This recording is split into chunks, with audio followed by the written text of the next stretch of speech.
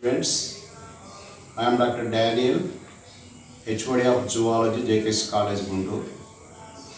Today in this lesson, I would like to explain about the cloning vectors, especially the plasmid vectors. First of all, let me introduce the contents of this lesson. The first one is the introduction of cloning vectors. The second one is the features of the cloning vectors, and the third one is the significance of cloning vectors, and the fourth one is the types of cloning vectors.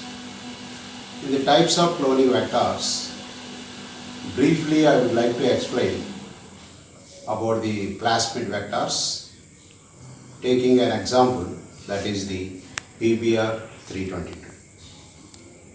Now, regarding the first one, introduction about the cloning vectors.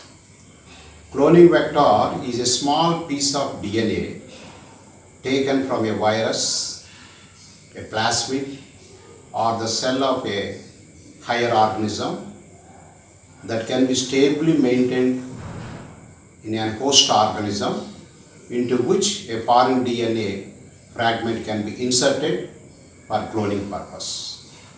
Rather, you can say this is a vehicle to carry the foreign DNA molecule into the host cell.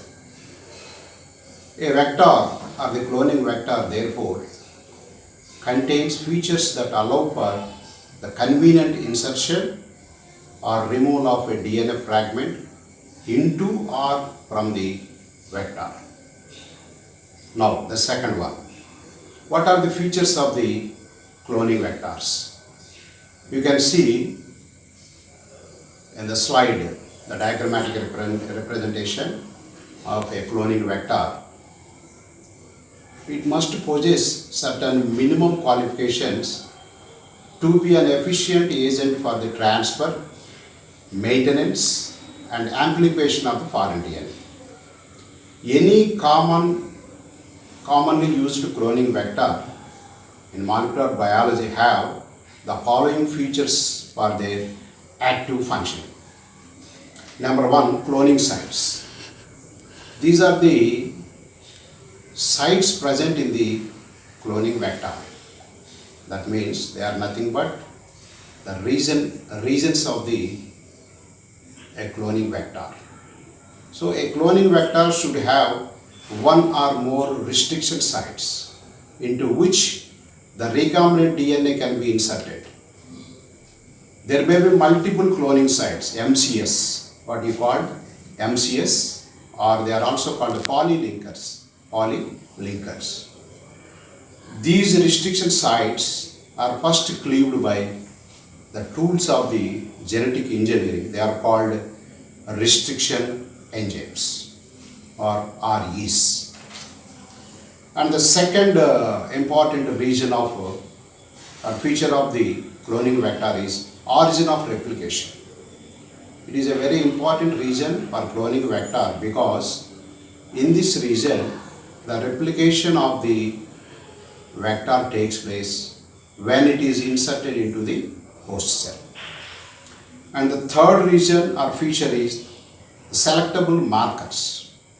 At least two selectable markers must be present in a cloning vector because these markers are useful to recognize the transformation or transformants of the clones. That means the selectable markers can recognize the recombinant DNA present in the colonies. Generally, there are two selectable markers which we know very well. The first one is the AMPR, that means ampicillin resistance gene, and the second one is the tetracycline resistant gene, TET-R. In the ampicillin resistant gene, a particular enzyme, that is beta lactamase, is produced, which confers the resistance to antibiotics like penicillin, ampicillin, so on and so forth. Another selectable marker, tetracycline resistant, TET-R gene, which confers resistance for tetracycline antibiotics. So selectable markers are very important reasons or features of a cloning vector to recognize the transformed cells. And the fourth feature of this cloning vector is the reporter genes. Reporter genes in some cloning vectors, these are used to facilitate the screening of successful clones. They are useful for screening of successful clones. And the fifth reason or feature of the cloning vector is the promoter genes. In some cases, the target DNA may be inserted into a cloning site under the control of a particular promoter gene necessary for the expression. In addition to these 5 features, a cloning vector must be small, easy to isolate, and easy to introduce into host cell, and the vector should not be toxic to the host cell. Sometimes certain vectors, they are very dangerous to the host cell. So a vector should not be dangerous to the host cell. So it should not be toxic to the host cell. So all these features are very important for a cloning vector. Now come to the third aspect, that is significance of cloning vectors. The first and foremost function of the cloning vector is to carry the foreign DNA safely into the host cell. So the desired DNA can be inserted into host cell safely through these cloning vectors. Without cloning vector, there is no protection or there is no process of genetic engineering in a perfect way.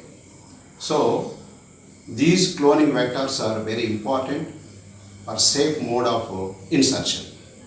And another 2 important functions are, the first one is the self-replication.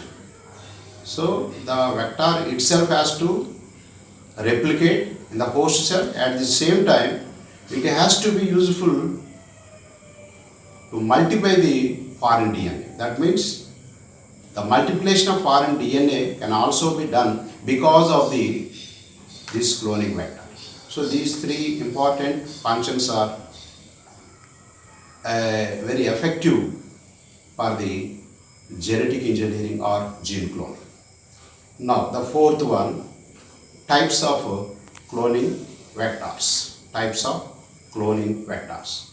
There are many types of cloning vectors nowadays available, but the most commonly used vectors in genetic engineering are plasmids, bacteriophages, cosmids, phasmids, BACs, that means bacterial artificial chromosomes, and ACTs, yeast artificial chromosomes. So in this video lesson, a brief explanation of plasmid vectors with one example is given, that is plasmid vector PBR322. So now what are the plasmid vectors? You can see the diagrammatic representation over here about the plasmid vectors. Plasmids are the extra chromosomal, self-replicating, double-stranded circular DNA molecules found in the bacterial cells. Say for example, E. coli, Escherichia coli contains, along with its nuclei or chromosome, it contains extra chromosomal DNA, which is called plasmids. Plasmids in a bacterial cell occurs either singly or multiple copies. Singly or multiple copies. Single copy plasmids replicate once, whereas the multiple copy plasmids undergo more than one replication along with its bacterial chromosome. These multiple copy plasmids are also called relaxed replicates. Relaxed replicates. And a plasmid vector must have the following characters. Number one, it must have minimum amount of DNA. It must have relaxed replication control, and it must have two suitable selectable markers to identify, and it must have unique restriction sites in at least one of the selectable markers. Now, the nomenclature of the plasmid vectors. There are two common practices to designate the plasmid vectors. One of them is a common practice to designate plasmids by giving lower case p, that is small letter p, followed by the first letter of discoverers and the numerical numbers given by the discoverers or scientists. Say for example, for this practice, let us take the PBr322 plasmid vector. PBr322 plasmid vector, where the small p denotes the plasmid, Br means the two discoverers, B for Bolivar, and R for Rodriguez. And the number 322 is the numerical number or the serial number given by the discoverers. Now the second common practice to designate the plasmids are given the names of the place where they were discovered. For example, PUC8, in which the lowercase p indicates plasmid. UC means University of California, where this plasmid was discovered.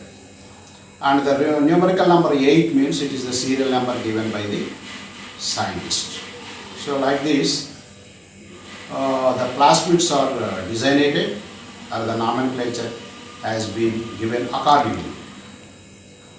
Now I would like to give a brief explanation about a particular first plasmid vector, that is the PBr322 plasmids.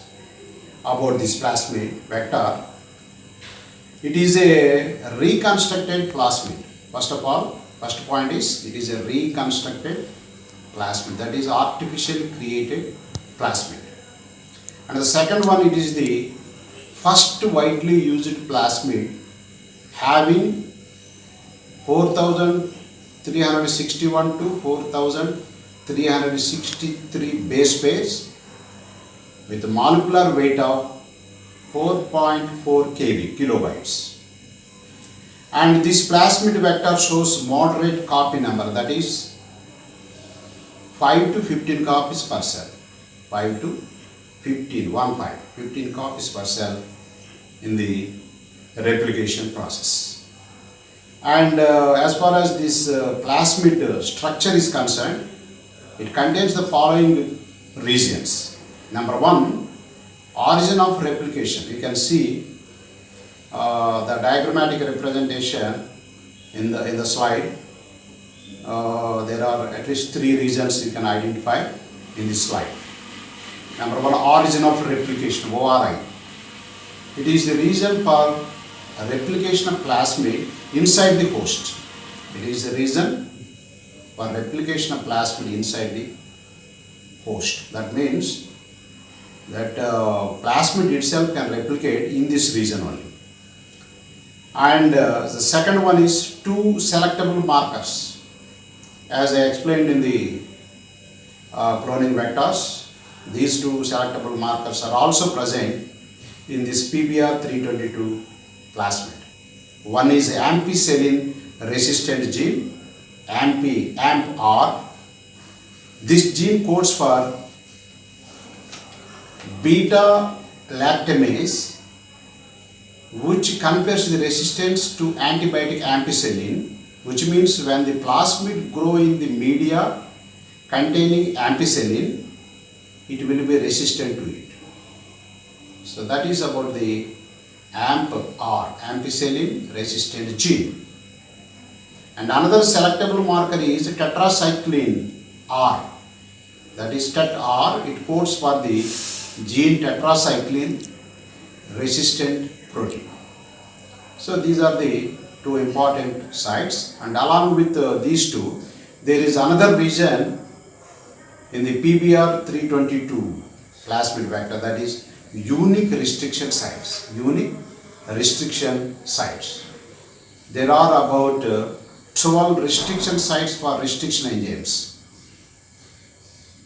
Out of 12 restriction sites, 4 restriction sites are present inside the two selectable markers. Inside the two selectable markers, that is PVU1 and PST1 in the ampicillin resistant gene, and WAMH1 and SAL1 in the tetracycline resistant gene. So 4 restriction sites are very important sites in the PBR322, where the restriction enzymes can act to cut that particular DNA molecule, either plasmid DNA or the desired DNA molecule. Now, in the last aspect, what are the uses of PBR322? Number 1, due to small size, about 4.4 kb, it enables easy handling, purification and manipulation. So because of small size, it is very easy to handling, purification and manipulation of those vectors. And second one is due to characteristic feature of multiple replication. They can produce 1000 to 3000 copies, multiple copies of genes or recombinant genes. And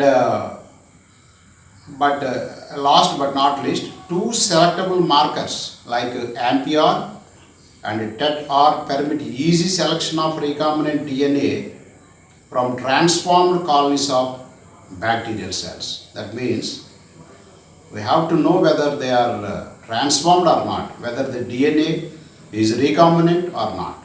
For this purpose, the selectable marks play an important role to know or to recognize the transformed colonies of the bacterial cells.